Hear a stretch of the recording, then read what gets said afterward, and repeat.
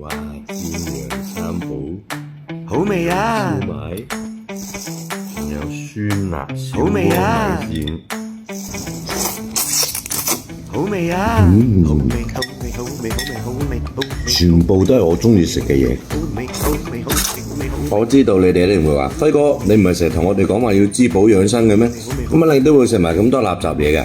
係人要有生活噶嘛，就係因為中意食埋咁多呢啲垃圾嘢，平時對於滋補養生更加要講究一下。如果唔係，邊有 quota 食咁多呢啲嘢？係咪？